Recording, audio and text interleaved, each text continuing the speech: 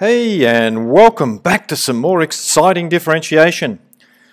Today we're going to be looking at exercise 8.7, which deals with differentiation, but we have to understand our indices laws. It's very important to understand those to do what we're going to be covering today. So let's just go over the two crucial rules that we need to remember with regards to indices laws, and here is the first one. If we have the nth root of x to the power of something, that can be converted from a surd type form into index form, where it'll be x to the power of the power above the x over n, and n is the number in front of the square root sign or the radical sign. The other rule we need to remember is that if our letter is on the bottom of the fraction, it can be moved to the top of the fraction, but the power changes from a positive to a negative. So in effect, we don't have to have the letter m, we can have the letter x, we can have any letter we like. M to the power of n moves up to the top, and you get m to the power of minus n all over 1, and the 1 there and the 1 on the bottom we don't bother writing. Let's try an example. Here's our first one. 5 multiplied by the cube root of x. Well, the cube root of x needs to be converted into index form, and we know square root x is x to the power of a half, so cube root x is x to the power of 1/3. So we have 5x to the power of third. We can't differentiate something that's in surd form. We have to actually take it and put it into index form. Now that we've actually got it in index form, we can differentiate. Now, look at the power. It's 1/3. So the power gets timesed out the front.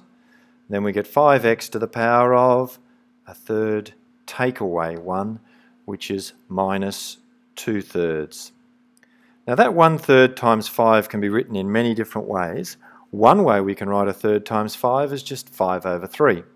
So we end up with 5 over 3, x to the minus 2/3. Now, not really happy with this minus 2/3. We've actually finished differentiating, by the way. That's it. It's differentiated. But the question was given in a form with the radical sign. We're going to get rid of any minuses in the powers, and we're also going to put it back into a radical form. So that to the power of minus 2/3 means the x to the power of minus 2/3 could go down and join that 3 and become x to the power of plus 2/3. So you end up with 5 over 3x to the power of plus 2/3. We know that x to the power of 1/3 means the cube root of x. So x to the power of 2/3 means the cube root of x with a little squared above the x. And the squared comes from that 2 there. So that becomes 5 over 3 cube root x squared, and that's our differentiation complete, with the answer written back in the form from whence it came. Let's try our second example. We need to find the equation of a tangent. It's just like we did in the previous exercise, except the question that we have to differentiate looks a bit different to normal because the x squared there is on the bottom of the fraction. We can't differentiate when our x is only on the bottom of the fraction. So we need to use indices. We need to actually prepare y equals 8 on x squared so that it can be differentiated. So let's prepare it. The x squared moves up to the top, and you get 8x to the power of negative 2. It's still an x squared, just the power becomes a negative 2. Now that we've prepared for differentiation, we'll actually differentiate. So let's differentiate. The derivative equals, the power is minus 2. Minus 2 times 8 gives minus 16. X to the power of, take away 1 from the power, and you'll get minus 3. Let's return that to the form from whence it came. So if we return that to the form that it was in originally, so no minuses in the index part, so that minus 3, x to the power of minus 3 can move down to the bottom because it's really all over 1, and we get minus 16 over x cubed. Now remember, we're trying to find the equation of a tangent. In order to find the equation of the tangent, we need to know the gradient, which we can discover by plugging the x value back into the derivative. You can plug it into either of these two. I prefer to use this one because then I can do it in my head a little easier. So let's plug the x value back into the derivative. So when x equals minus 2, we're plugging back into the derivative and we'll get minus 16 over minus 2 in brackets cubed. Important to use brackets because we just need to be careful, especially when powers are even numbers. It's not so critical with this question, but it will be for some others. We end up getting minus 16 over minus 8, which cancels down to 2. So that means that the gradient equals 2 at the point where x equals minus 2. Now, in order to find the equation of a tangent, I also need to know the y value of our point.